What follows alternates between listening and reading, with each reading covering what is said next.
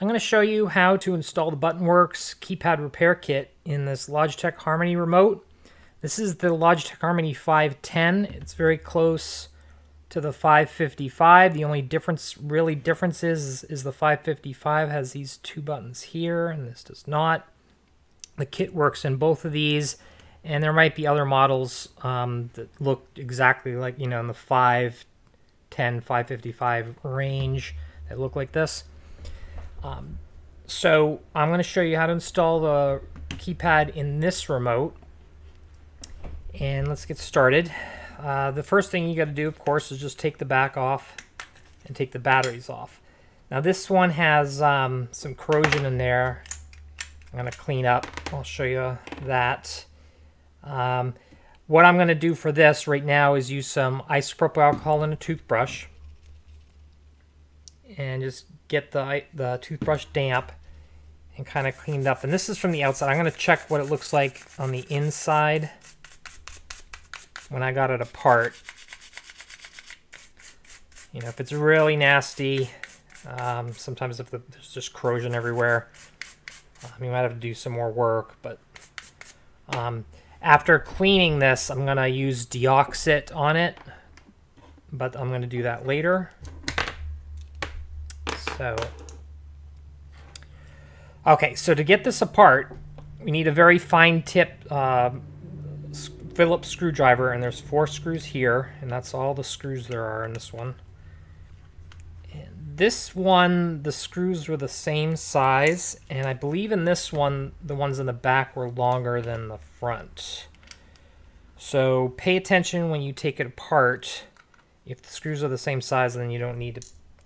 It doesn't matter where they go back, but if you have long and short ones, make sure the long ones go at the bottom of the remote.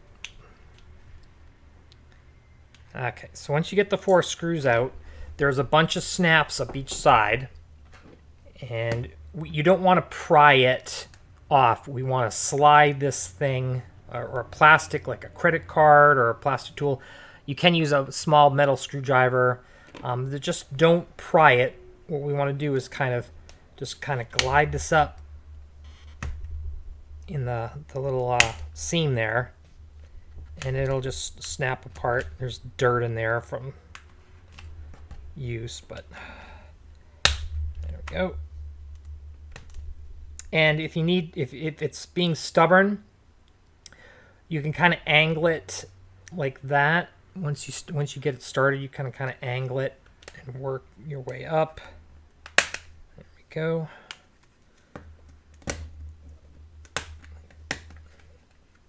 Okay. Now, when you start to get this apart, the top is the hardest, but you can kind of wiggle it, kind of shift it around, and just wiggle it, and it'll come apart. And we don't want to pull it apart. There's a circuit board, rubber keypad, and this light pipe in there. I don't want to pry it open like that. I want to, yeah, there we go. So I just wiggled it around, and I'm very carefully kind of trying to remove this. Okay, here we go. A couple of these springs are on the circuit board. There we go, and they slide out. See, those 2 are on the circuit board. The rest are built into the back housing, and it just slides out of that groove. So we got that off. And then, then we got the cover for the infrared lights on the end, and that's just in a groove and slides out. It's a little tricky, catches on. But again, once you got part of it out, kind of just wiggle it, and then it'll come out. Part of the keypad came out. And then I'm gonna just flip this over like that. Now, I don't know what this black stuff is. Somebody might have tried to fix the buttons with something. There's quite a bit of it there. I don't think it came from the keypad itself, but maybe it was some sort of spill or something. But black, it's strange. As far as the faded lettering, there's really nothing you can do about it. If you're trying to fix, the rubber keypad lettering, you're just gonna have to get another remote for that. So once we've got this out, this is a little tricky. The display is soldered on there. and you want to be really careful with it. But you've got this plastic light pipe here, and then the buttons are under that. So we need to work under here, but we can't lift this off the board all the way. What you're going to do is take the display off, and it's not stuck down by anything. I've used plastic tool. It might be stuck down by oil or just time or whatever, but it should just lift right up like that. Okay. And then you can just be really careful with this. You can lift this white light pipe up a little bit. Show you there. See, you can get it up there a little bit, and that's pretty much it. And what we need to do is we need to clean all the gold button contacts, and I'm going to clean this up too, but the button contacts with a Q-tip and isopropyl alcohol, and I recommend the 90%, 91%, not the 70, and definitely not the 50. So basically you just get in there and clean it up as best you can. This one's pretty messy in there. Probably if you're fixing your buttons, it's also going to be messy. Now, there are other buttons here also that are the volume, the channel, the arrow keys. Like the arrow keys, the channel, the volume and the two on each side of the LCD are metal snap domes. So you won't see gold contacts for those. There's metal domes underneath this white layer. So you can't, the ButtonWorx does not fix those, and you can't clean them with isopropyl alcohol above this layer, but I'll show you what you can do with deoxit in a second if you're having trouble with those. I did have on this 555 remote, one of the side buttons on the display and the channel up button did not, barely worked at all. And I added some deoxit in there, and you use the button for a little bit and it cleans as you use the button. So right now I'm just going in and cleaning all the gold contacts. If you can kind of look straight down, just remember to always be careful at the display. You don't want to rip that. If you rip that cable, it's game over. Get a new remote. But yeah, you can see it's kind of green. It's picking up some green goo and black stuff. Q-tip really doesn't fit down those holes, but you can look down and see if it's dirty. Maybe a flashlight will help. There's one Q-tip dirty. Now the harder part is the buttons up above the display. So I'm going to kind of let that rest on the table so I can get this open, and I'm going to go for the power button right there, and then the button on this side, and then flip it over, do that last button. Boy, that display likes to catch on things. Get that. And obviously, before you even, you know which buttons you're having trouble with. So if you're having trouble with the number buttons at the bottom, you'd pay more attention to those.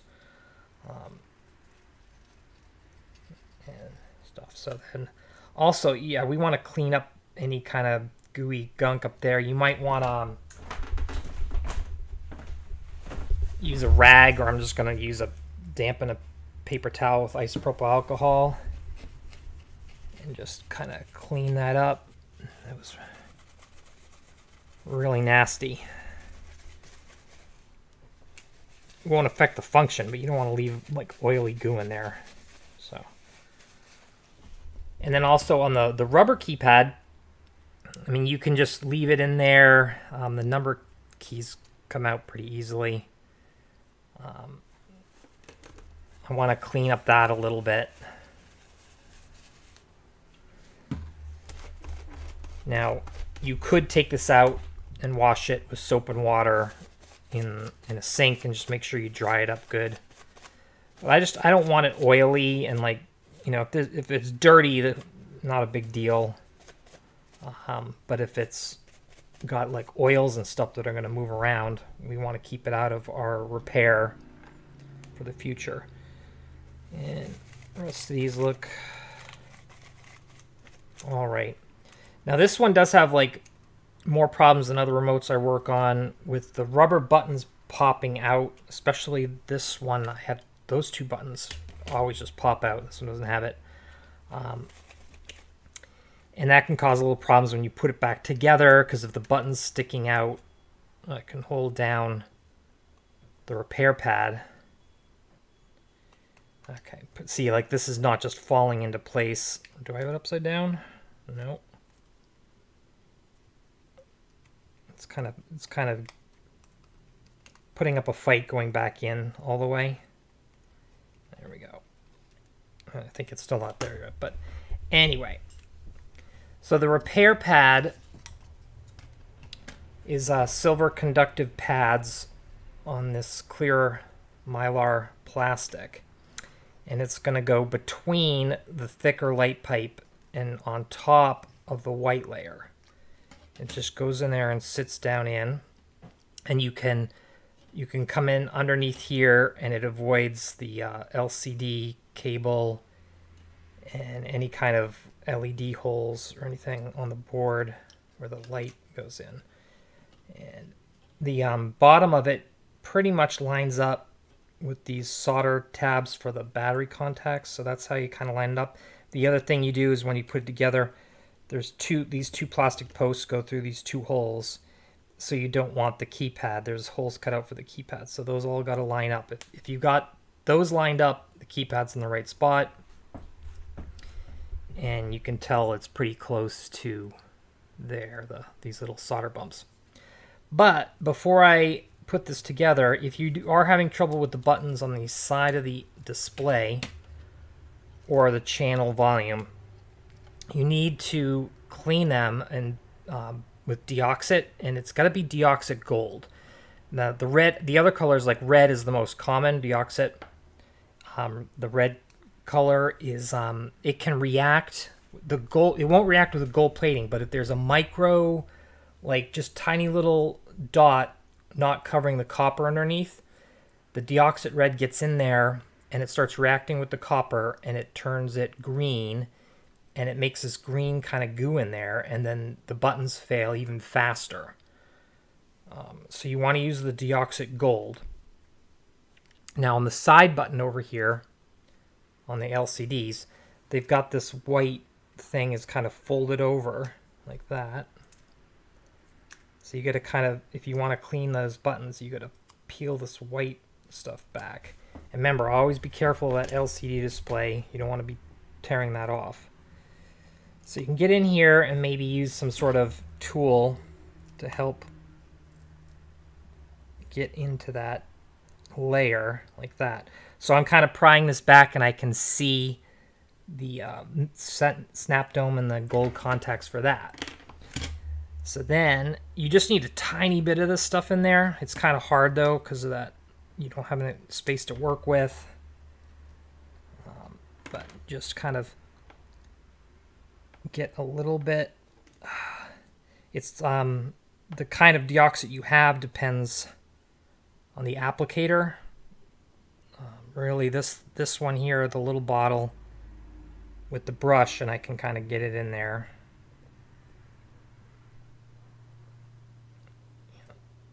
And that's it. So then there's some of that deoxit in there. It'll stay in there for quite a while, and as you use that button, it'll clean itself.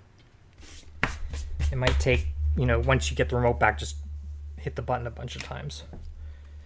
So if you have to do the channel or the volume, it's pretty much the same thing, except you don't have this lip here. You just have to kind of get in there. You might need a sharper tool. Like, say, you have to be really careful. So the volume, where is that?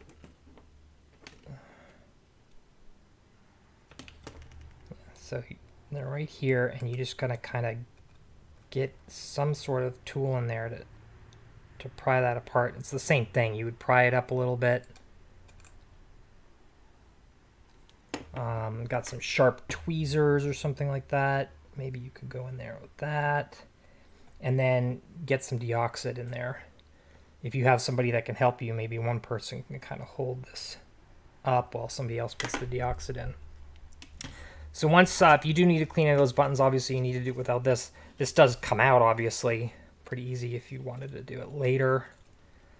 And yeah, so just place this in there, and I'm pushing it, there we go, up. The power button goes up the side there, and it's going to come down a little bit. The holes are lined up, and the display is in place. So that looks good. And try to get as many of these buttons lying in there as flat as you can. And then I'm going to kind of, I don't want to flip this upside down because the LCD might flip over. And I don't want to tip this upside down because then the rubber keypads pop out. So I'm going to kind of put them together at the same time like that. And then upside down. So you've got the like notches down here, and you've got these posts here. And that's it. So then this has some slots that go in the plastic like that. Just push that back in. Now when you put, if you do have battery corrosion, you're going to want to clean it up on this side too. You don't want to leave that stuff in there. It'll just keep eating away at stuff. So look over this. If some drip down and got on here, you're going to want to clean that with isopropyl alcohol, a toothbrush. Clean that up. And then when I put this back together, I'm going to put deoxit on the springs also. So this goes down. You got to make sure those two battery springs go in that slot. There we go. And then it's basically just go down and push all those little clips together. It snaps. Now, every time I've done one of these, one of the buttons is stuck, and you can't tell by looking at them. So what I end up doing is just going through and pushing each button. And especially if you're pushing them and one of them feels funny, then I'd keep working at it. Like one time the 5 felt funny when I was pushing it, and I just kept kind of working at it, kind of flicking at it, and just push all the buttons. One of them might be like jammed kind of crooked, not popping out all the way. It's hard to spot, so just push them all. Okay, so the membrane keypad's in there. Oh yeah, I'm going to put deoxit on the springs that were corroded with battery. Acid. I mean, you just put them on all of them if you've got extra, which you probably do if you have deoxit at all. If not, just cleaned up really good with isopropyl alcohol.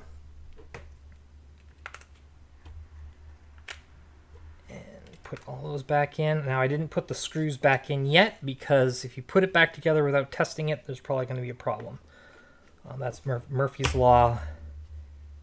Okay, so now watch TV. So every time you, after the macro goes, every time you push a button, the light up at the top will blink, so we'll know if everything's working good. Okay, and I can use these buttons, page 102, page 202, and yeah. So number keys are working when I push them. Some keys don't work depending on what mode you're in, like this key doesn't do anything in this mode. And these bottom keys, I guess they're macro keys or something, have to be set up to do something. So just go through and test all the buttons and make sure it's okay. And once everything's great, you don't have to take it apart again and mess with anything, then just put those screws back in. And remember, if you've got different size screws, to put the long ones in the back. Okay, so we want to get everything nice and make sure those screws are, not over tight, but nice and snug. And everything's snapped back together good for the final test. We want to make sure that the buttons work and nothing's shorting out, nothing's being forced, held down. If one button is held down, it probably won't, none of the buttons will work. Like you push any button and it won't do anything. Because the remote thinks you're holding one of these buttons down all the time. And it can't react to other button pushes, so. Yeah. So I think, I deoxidated this side. So if you were having trouble with those, just keep pushing the buttons to get that deoxit working around there. Yep. And that's it.